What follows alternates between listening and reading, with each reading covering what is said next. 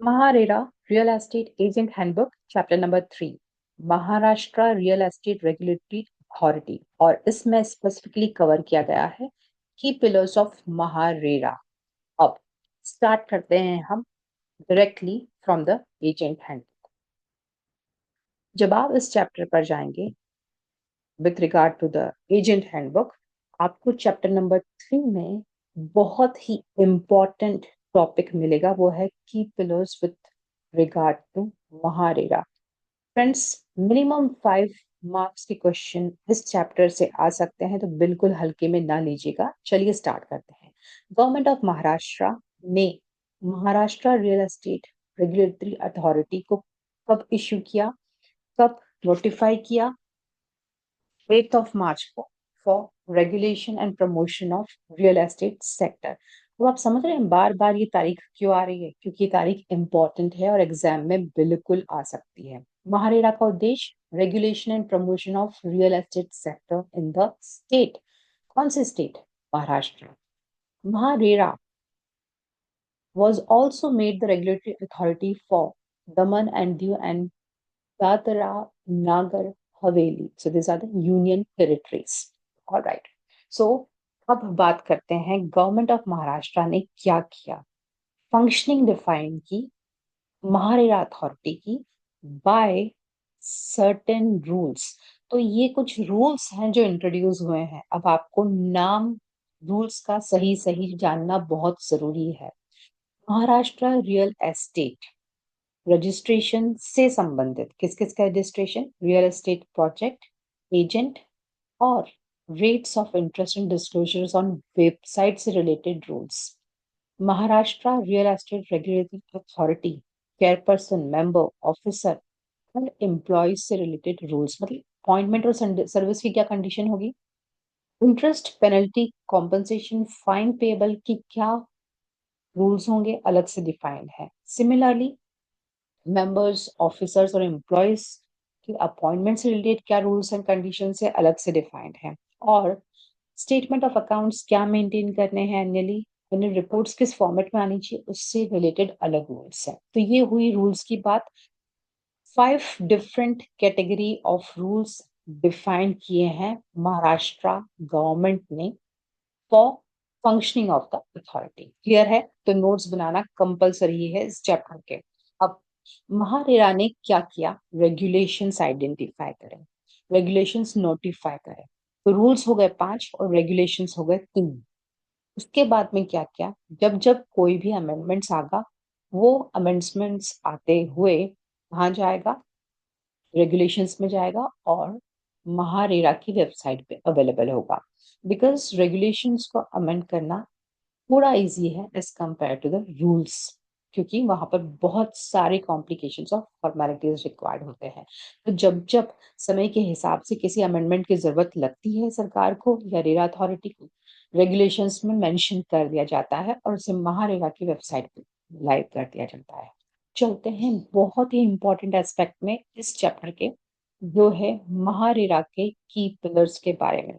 सबसे पहला क्वेश्चन हो सकता है कि बताइए कितने की पिलर से महारेरा की? सिंपल जवाब 1 2 3 4 5। अब इन पांचों के आसपास क्वेश्चंस हो सकते हैं, इनमें क्या है उसके आसपास क्वेश्चन हो सकते हैं, और महारेरा का उद्देश्य इन की पिलर्स को लाकर क्या था उसके आसपास क्वेश्चंस हो सकते हैं। कंटेंट बहुत सिंपल और इजी है, बशर्ते आप उसको समझने के लिए 100% एफर्ट करो। सो आई बिलीव आप इस वीडियो को 100% मेरे साथ में यहीं के यहीं कंप्लीट करेंगे। अच्छे से नोट्स बना के अपनी फाइंडिंग्स नीचे कमेंट बॉक्स में जरूर डालेंगे। चलते हैं महारेरा की पिलर्स की ओर। महारेरा का उद्देश्य क्या है? सबसे पहले तो ये समझे, ट्रांसफॉर्म करना है। किसको ट्रांसफॉर्म करना है? रियल एस्टेट सेक्टर को ट्रांसफॉर्म करना है। क्यों? क्योंकि वो चाहते हैं अधिक से अधिक ट्रांसपेरेंसी, मतलब पारदर्शिता बिजनेस में, in relation to real estate में हो, प्रोफेशनलिज्म हो। और इसके लिए के पिलर्स आइडेंटिफाई किए हैं, ताकि जो भी स्टेक होल्डर्स है, अब कौन कौन स्टेक होल्डर्स है जल्दी बताइए? प्रमोटर्स, लॉटीज और रियल एस्टेट एजेंट, तीनों स्टेक होल्डर के इंटरेस्ट प्रोटेक्टेड रहे, ट्रस्ट रहे, कॉन्फिडेंस रहे, जब भी ऐसा कोई ट्रांजैक्शन महारेरा से रिलेटेड हो रहा है। So MahaRERA aims to implement the act in its letter and spirit, मतलब शब्दों में और व्यवहार में पूरी तरह से महारेरा का मतलब जो ऑब्जेक्टिव है उसको इम्प्लीमेंट करने की पूरी कोशिश है। और इस तरह से transparency, accountability, financial discipline, customer centric and compliance को प्रमोट किया जाए, यही उद्देश्य के साथ में महारेरा स्थापित हुआ है। तो ये पांचों ही महारेरा के की पिलर्स हैं। अब आप बोलेंगे क्या जरूरत है हमें ये सब पढ़ने की, क्योंकि आप as a real estate agent act कर रहे हैं, ट्रांसपेरेंटली बिहेव नहीं कर रहे हैं, प्रोफेशनली बिहेव नहीं कर रहे हैं, अकाउंटेबल नहीं है, आप प्रमोटर हैं, फाइनेंशियल डिसिप्लिन नहीं दिखा रहे हैं, कंप्लायंसेस नहीं कर रहे हैं, तो आप कहीं ना कहीं एक खंबे को, महारेरा के एक खंबे को हिला रहे हैं जिसमें पूरा महारेरा अटका हुआ है। और वो गवर्नमेंट ऑफ महाराष्ट्र को बिल्कुल एक्सेप्टेबल नहीं है। ओके, सो ये पांचों चीजें आपको फॉलो करना इम्पोर्टेंट है, नो मैटर आप कौन सी कैटेगरी के स्टेक होल्डर हैं। तो चलिए स्टार्ट करते हैं ट्रांसपेरेंसी से। ट्रांसपेरेंसी मतलब क्या? पारदर्शिता। पारदर्शिता किस रिगार्ड में?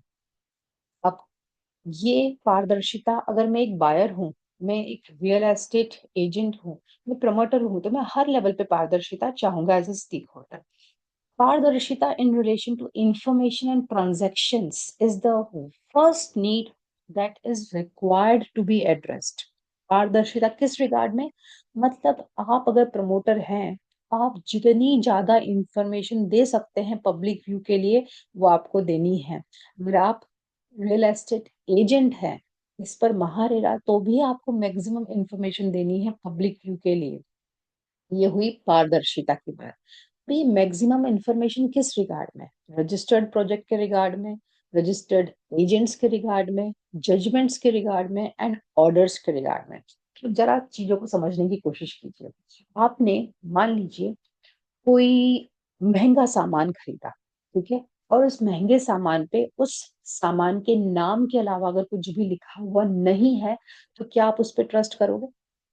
एक और वही महंगा सामान जिस पे नाम के साथ साथ किस कंपनी ने बनाया है, किस दिन बनाया है, कब उसकी एक्सपायरी डेट है, अगर प्रोडक्ट की, सिंपल ब्रेड का ही एग्जांपल लेते हैं, क्या क्या इंग्रेडिएंट्स हैं, प्रिजर्वेटिव हैं क्या, वेगन ब्रेड है या वेजिटेरियन ब्रेड है, या रेड साइन या ग्रीन साइन वाली ब्रेड है, या और कुछ कंपोजिशन में डिफरेंस है, आप कौन सी ब्रेड प्रेफर करोगे? आप कौन सा प्रोडक्ट प्रेफर करोगे?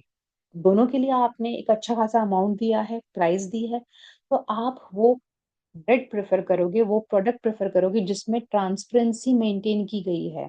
मैदा है, आटा है, मिक्स्ड व्हीट है, whatever, you look forward for transparency, मतलब काफी डिटेलिंग आपको मिले, मैक्सिमम इंफॉर्मेशन मिले पब्लिक व्यू के लिए, बस इसी का मतलब है ट्रांसपेरेंसी। अगर ये क्लियर हो गया तो आप समझो 2 नंबर 3 नंबर आपकी जेब है। Details of the registered projects are available online for citizens, including क्या क्या। अगर आप किसी प्रॉपर्टी को देखने जा रहे हैं as a citizen, as a buyer, तो आपको उस रजिस्टर्ड प्रोडक्ट के बारे में क्या क्या मिलेगा। आपको पता चलेगा कि वो प्रोजेक्ट सबसे पहले रजिस्टर्ड है या नहीं। आपको पता चलेगा सैंक्शन प्लान के बारे में, लेआउट प्लान के बारे में, जो कॉम्पिटेंट अथॉरिटी ने अप्रूव किए हैं। आपको पता चलेगा प्रपोज प्लान क्या है, FSI कितने का है, that is floor space index कितने का है, which is propose to be consumed in the whole project, propose number of buildings और wings to be constructed and sanctioned, कब कब किस किस समय पर कंप्लीशन ऑफ प्रोजेक्ट होगा, सिविल इंफ्रास्ट्रक्चर यानी कि पानी, सैनिटेशन और इलेक्ट्रिसिटी के लिए क्या प्रावधान है। क्वार्टरली अपडेट मिलेगी आपको उन अपार्टमेंट्स या प्लॉट्स के बारे में। क्वार्टरली अपडेट वेबसाइट पे मिलेगी आपको, covered parking as well as list of number of garages for cell.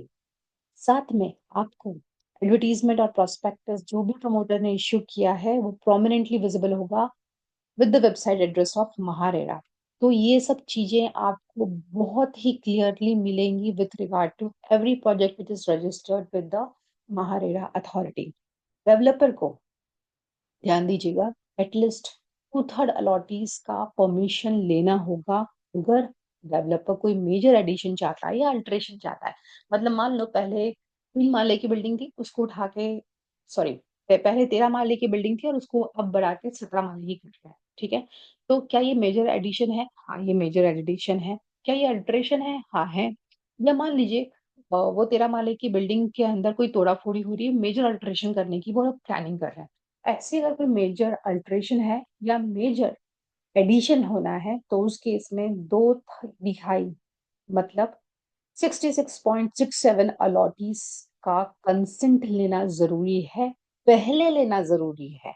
ऐसा नहीं कि पहले एडिशन कर दिया, अल्टरेशन कर दिया, फिर बाद में हम जाके कंसेंट लेंगे। No, not at all. Developers cannot undertake cancellation of units in arbitrary manner.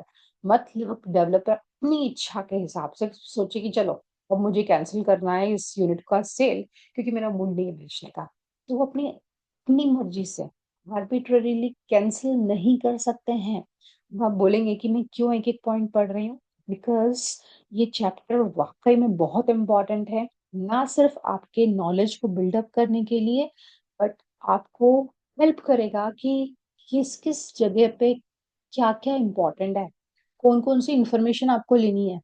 The developer has to deliver the project as per the predefined time frame. अगर मान लीजिए developer predefined time frame पर project deliver नहीं करता है, क्या उसके भी प्रोविजन है? हाँ है। अगर ये आपको पता ही नहीं होगा तो आप क्या करोगे? इसलिए पढ़ना जरूरी है हर एक चीज।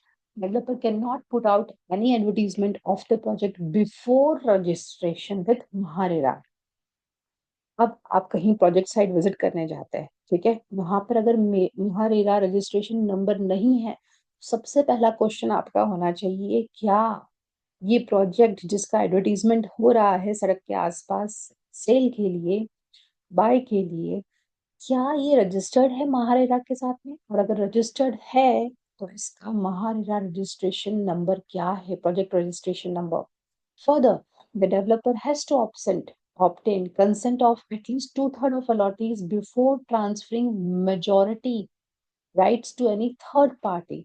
मतलब कोई बल्क सेल हो रहा है मान लीजिए, उस केस में मेजोरिटी राइट्स उस थर्ड पार्टी के पास में जा रहे हैं, हाँ जा रहे हैं। अगर ऐसा कोई केस है तो 2/3 अलॉटीज का कंसेंट लेना यहाँ इम्पोर्टेंट बन जाता है। The developer has to clearly define the numbers, type and carpet area of the apartment. तो ये सब चीजें बहुत ट्रांसपेरेंटली डेवलपर को डिफाइन करनी है कहाँ पर? प्रोजेक्ट की डिटेल्स पे। और ये पब्लिक व्यू के लिए वेबसाइट पे अवेलेबल होना होना होना बहुत ही जरूरी है। सेकेंड एस्पेक्ट है अकाउंटेबिलिटी। और अकाउंटेबिलिटी मतलब क्या? बहुत सिंपल वर्ड्स में समझें कि रिस्पॉन्सिबिलिटीज। ठीक है, तो बताइए क्या एज अ प्रमोटर आपकी रिस्पॉन्सिबिलिटी है? हाँ है। क्या as a real estate agent आपकी रिस्पॉन्सिबिलिटी है? हाँ है। ठीक है, तो अल्टीमेटली ऑब्जेक्टिव है की पिलर, हम कहें की पिलर अगर हम बोलते हैं महारेरा का क्या है? Accountability. The act clearly defines the roles and responsibilities of each stakeholder, ताकि किसको कब क्या करना है और कैसे करना है, वो प्रमोटर, वो अलॉटी, वो एजेंट, वो सब कुछ उस हिसाब से करे। और अगर मान लीजिए वो प्रमोटर, वो अलॉटी, वो एजेंट उस हिसाब से वो काम नहीं करता है, तो उस केस में उस बंदे को, उस प्रमोटर को, उस अलॉटी को या उस एजेंट को ही काउंटेबल मान लिया जाएगा, उसको कहा जाएगा क्योंकि तुमने तुम्हारे दायित्व का निर्वाह रेरा एक्ट के हिसाब से नहीं किया है, तुमने कॉन्ट्रावेंशन किया है, हर गलती की सजा तो मिलनी ही मिलनी है। So in case of any unethical business practice by the developer, सीधा निशाना लगाया गया है डेवलपर पर और कहा गया है कि अगर तुमने तुम्हारी कोई भी रिस्पॉन्सिबिलिटी, कोई भी ड्यूटी को रेरा एक्ट के हिसाब से जो फॉलो करना था नहीं किया, then every officer of the company जो वॉज इंचार्ज था या रिस्पॉन्सिबल था will be liable for the conduct of the company and deemed to be the guilty. Okay, तो हर वो ऑफिसर कंपनी का लायबल होगा।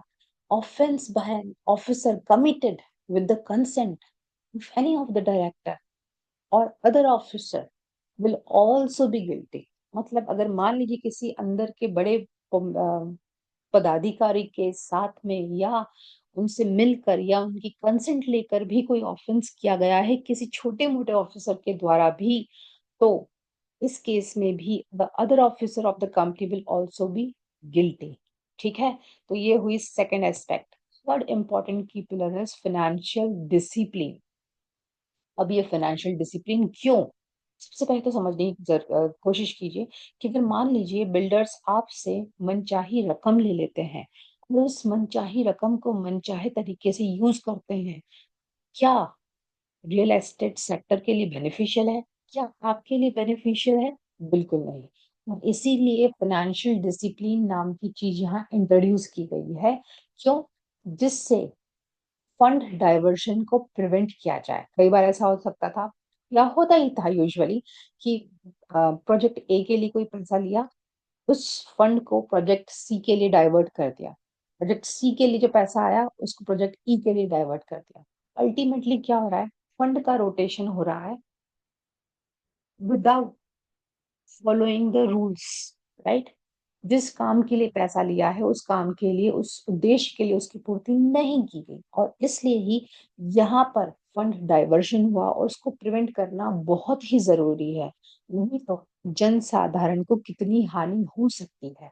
और इसीलिए फाइनेंशियल डिसिप्लिन नाम की चीजें इंट्रोड्यूस करी गई और उसको उसकी पूर्ति करने के लिए ऑडिट का प्रोविजन रखा गया। मतलब आपको हर प्रोजेक्ट का ऑडिट टाइमली बेसिस पर करना है।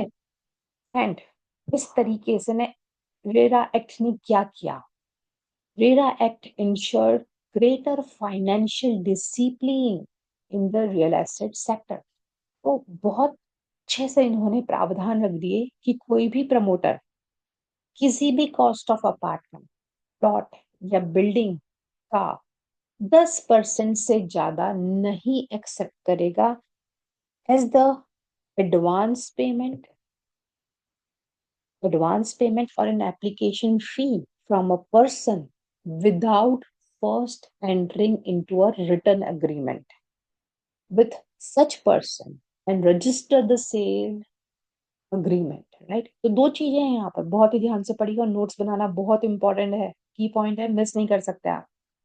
प्रमोटर किसी भी अपार्टमेंट, प्लॉट या बिल्डिंग का 10% से ज्यादा एक्सेप्ट नहीं कर सकता। मतलब 10% तक ही एक्सेप्ट कर सकता है। अब ये 10% तक एडवांस पेमेंट मान लो, मनी मान लो या एप्लीकेशन फी मान लो, वो कब तक नहीं कर सकता 10% से ज्यादा? जब तक उसने रिटर्न अग्रीमेंट फॉर सेल नहीं किया है और रजिस्ट्री नहीं करवा दी है। दोनों चीजें इंपॉर्टेंट होना, दोनों चीजें होना जरूरी है।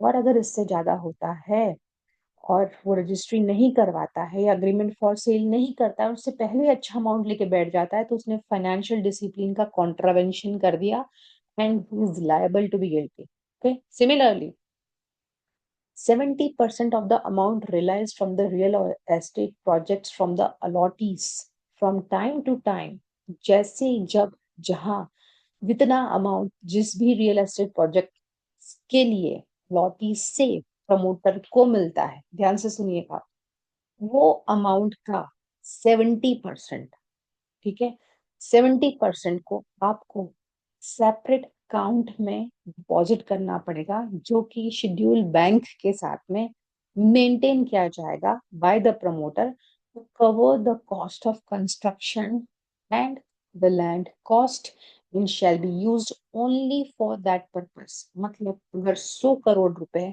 प्रमोटर्स को अलॉटीज से मिले इसके लिए, रियल एस्टेट प्रोजेक्ट के लिए, ध्यान दीजिए, तो उस 100 करोड़ का 70%, मतलब 70 करोड़ रुपए टाइम टू टाइम, मतलब समय समय दर समय, मतलब अपनी मर्जी से नहीं कर सकते कि चलो अभी आया है 6 महीने बाद डिपॉजिट करेंगे, नहीं। समय रेखा के अनुसार आपको सेपरेट अकाउंट में डिपॉजिट करना होगा। किसके? शेड्यूल बैंक के। किस रिगार्ड में? जिसको आप केवल cost of construction, land cost के लिए ही यूज करोगे। मतलब 70% सीधा आपको सेपरेट अकाउंट में डिपॉजिट करना है। अब डिपॉजिट करने के बाद में जब इच्छा होगी तब विड्रॉ कर लोगे? नहीं, विड्रॉवल के लिए भी कहा है प्रोपोर्शनेट बेसिस पे होगा। किसके प्रोपोर्शन बेसिस पे?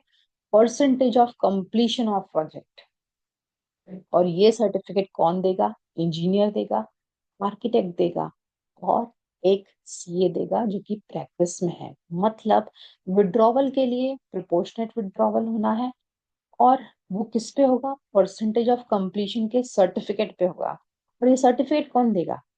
ई A C A, engineer, architect and a CA in practice. Promoter to compensate buyer for false or incorrect statement. अगर आपने कोई इनकरेक्ट इंफॉर्मेशन दी, झूठा स्टेटमेंट दिया, तो उस केस में एज अ प्रमोटर आपको पूरा रिफंड देना पड़ेगा, जो भी आपने अमाउंट लिया है विथ ब्याज। तो ये बहुत बड़ा फाइनेंशियल डिसिप्लिन का पॉइंट लगाया है for interest of the buyer of the property. साथ ही हर प्रोजेक्ट के अकाउंट्स ऑडिट होंगे हर 6 महीने में, after the end of every financial year. मतलब 31 मार्च 2025 के दिन आखिरी दिन था। उसके आखिरी दिन के बाद within 6 months, that is April, May, June, July, August, September, September 2025 तक हर प्रोजेक्ट अकाउंट ऑडिट होके सबमिट होना है। उसकी रिपोर्ट किसके पास? महारेरा के पास। साथ ही में अगर आपने कोई भी नॉन कंप्लायंस किया तो महारेरा के पास में अथॉरिटी है, आपके प्रोजेक्ट बैंक अकाउंट को फ्रीज कर दिया जाएगा। साथ ही अगर आपने कोई भी नॉन कंप्लायंस किया तो आपको स्ट्रॉन्गर फाइनेंशियल पेनल्टीज फेस करनी पड़ेगी। तो ये हुई बात थर्ड पॉइंट की। थोड़ा वीडियो लेंदी होगा, पर इसका मतलब ये नहीं कि हम आधे में छोड़ के इस चीज को आगे पढ़े ही ना। एक अच्छा लर्नर वही होता है जो चीजों को टाइमली बेसिस पे कंसिस्टेंसी से और डिसिप्लिन से कंप्लीट करता है। So let's get into point number D, customer centricity. ये क्या होता है? ये एक बहुत ही पिलर है न्यू regime के अंदर, जो बोलता है किसके बारे में? इंटरेस्ट ऑफ अलॉटीज के बारे में। अलॉटीज यूजुअली हम कॉमन लैंग्वेज में क्या समझते हैं? जिनको बिल्डिंग अलॉट होनी है, प्लॉट अलॉट होना है। तो यहाँ पे अलॉटीज कई बार बाहर हो सकते हैं और कई बार अदर देन बाहर भी हो सकते हैं। महारेरा एक्ट कहता है कि आपको प्रोटेक्ट करना है इंटरेस्ट। कैसे? By establishing trust and confidence between all the stakeholders. और उसके लिए आपको सभी अलॉटीज को फेयर मैनर में ट्रीट करना है। मतलब कस्टमर सेंट्रिसिटी बोलती है कि आपको कस्टमर्स को वो सब इंफॉर्मेशन देनी है महारेरा की वेबसाइट पे which they can see all the disclosures related to the registered project, जिसके बेसिस पे citizens informed decisions ले पाए। प्रमोटर्स अपनी मर्जी से कोई भी प्लस या माइनस या alteration sanction plan, layout plan और स्पेसिफिकेशन में नहीं कर सकता जब तक उसने 2/3 अलॉटीज का प्रीवियस कंसेंट ना लिया हो। अगर उसने ये अमेंडमेंट कर दी है और उसके बाद में कंसेंट लेने गया हो तो वो गलत है। So that should be taken care by other than the promoter who have agreed to take apartments in such building. मतलब प्लॉटीज के केस में भी आप वो लोगों को नहीं गिनोगे जो प्रमोटर है, खुद प्रमोटर ही है रियल एस्टेट प्रोजेक्ट के, और उस बिल्डिंग में कोई भी अपार्टमेंट लेने वाले हैं उनको 2/3 की काउंटिंग में नहीं लो। If the promoter fails complete or is unable to give the possession of the apartment, then he shall be liable, जो हम बात कर रहे थे प्रीवियस पेज पे, पे interest for every month of delay. मतलब अगर अप्रैल 2025 में प्रोजेक्ट की डिलीवरी होनी थी बस पर द अग्रीमेंट ऑफ सेल, जो कि नहीं हुई, तो उस केस में जब प्रोजेक्ट डिलीवर होगा तब तक के मंथ के बेसिस पर मंथ बेसिस पे आपको इंटरेस्ट देना होगा। Further in case the allottee wishes to withdraw from the project, allottee तो बोल रहा है कि आपने टाइमली डिलीवरी नहीं करी, चलो मेरे को इस प्रोजेक्ट में अब कोई इंटरेस्ट नहीं है, then without prejudice to any other remedy available, promoter is liable to return the amount received by him with interest. मतलब यहाँ पर प्रमोटर लॉटी को नहीं अटका सकता, क्योंकि प्रमोटर्स ने अपना वादा नहीं निभाया। प्रमोटर को अगर चाहता है अलॉटी की उसको उस प्रोजेक्ट से विड्रॉ करना है, तो अलॉटी को वो पूरी आजादी है। विड्रॉवल के लिए अगर उनको पैसा वापस निकालना है डेफिनेटली, तो पूरा पैसा उनको वापस दिया जाएगा विथ इंटरेस्ट। नेक्स्ट बोला है promoter to enable formation of legal entity like company, association, federation, cooperative society within 3 months from the date on which 51% of the total number of allottees in such a building or wing have booked their appointment. बहुत ही important point है, 5 stars mark कर लेना इस पर, क्योंकि practical life में बहुत applicable होगा। ये पता लगे कि आप एग्जाम देने के बाद में भूल जाओ, बट वैसा होना नहीं चाहिए। तो चलिए, promoter to enable formation of a legal entity, कहाँ पर, जहां वो प्रोजेक्ट बना रहे हैं, ठीक है, ऑफ सच बिल्डिंग और अ विंग जहां पर 51% of the booking has happened.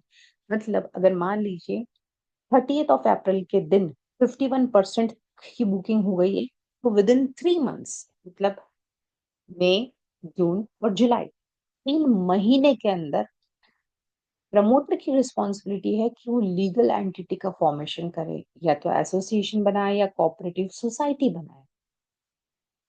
आगे कहा गया है promoter shall execute a registered conveyance deed in favour of the allottee within 3 months from the date of issue of occupancy certificate. जैसे ही आपको ओसी मिला, उसके 3 महीने के अंदर प्रमोटर की ड्यूटी है, सो आपको 3 महीने दिए हैं एज अ प्रमोटर, कि आप रजिस्टर्ड कन्वीनियंस डीड को एग्जीक्यूट करवाएं इन फेवर ऑफ द अलॉटी। और अगर आपने नहीं किया ये एज अ प्रमोटर, तो पेनल्टी फॉर नॉन कंप्लायंसेस आप पर लगेगी।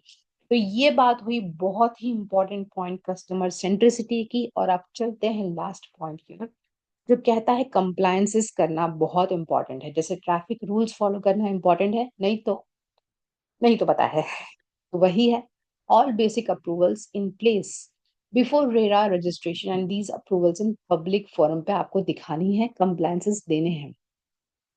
Registration of agents and brokers with RERA portal होना इंपॉर्टेंट है। प्रोजेक्ट का रजिस्ट्रेशन रेरा पोर्टल पे जरूरी है। 1 साल का एक्सटेंशन मिल जाता है इन case of delay in real estate project. बहुत इंपॉर्टेंट पॉइंट है, एग्जाम में डेफिनेटली आ सकता है। Speedy dispute redressal mechanism है at RERA and appellate tribunal.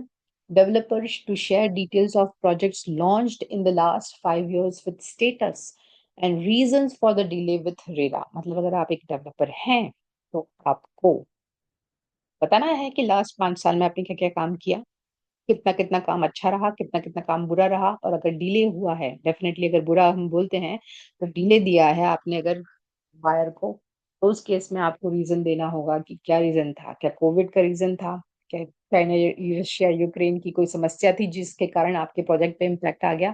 तो हर रीजन आपको यहाँ पर जेन्युइनली देना इंपॉर्टेंट है जो आपके प्रोजेक्ट की को इम्पैक्ट कर गया।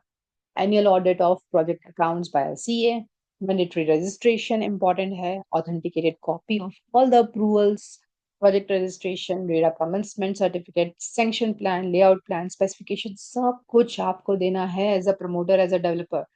मतलब complete transparency, plan of development work, proposed facilities, pro forma allotment letter, agreement for sale, conveyance deed का क्या फॉर्मेट रहेगा, यानी कि सब कुछ। और इसके साथ में हमने कंप्लीट कर लिया है चैप्टर नंबर 3। बट इसका मतलब ये कि आप साइन ऑफ कर दोगे लेक्चर से, बिल्कुल नहीं। So let's try to get into some MCQs. With your permission, I would like to introduce my self.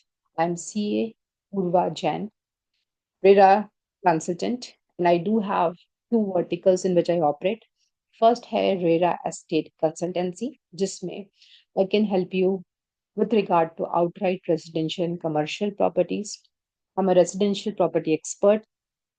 Also help you to coach your channel partners can also help you to boost your digital marketing ROI. Addition to that, I do offer wealth creation coaching and अगर आप money mastery courses को वाकई में सीखना चाहते हैं और अपनी वेल्थ क्रिएशन की जर्नी को आगे बढ़ाना चाहते हैं, हमसे संपर्क कीजिए। अगर आप शेयर मार्केट में इन्वेस्ट करना चाहते हैं पर आप सीख कर इन्वेस्ट करना चाहते हैं, तो pro capitalist is the one stop solution for you. अगर आप म्यूचुअल फंड में निवेश करके वेल्थ क्रिएट करना चाहते हैं और वाकई में समझना चाहते हैं किस तरह से म्यूचुअल फंड को आप सरल भाषा में डिकोड कर सकते हैं, आप संपर्क कीजिए।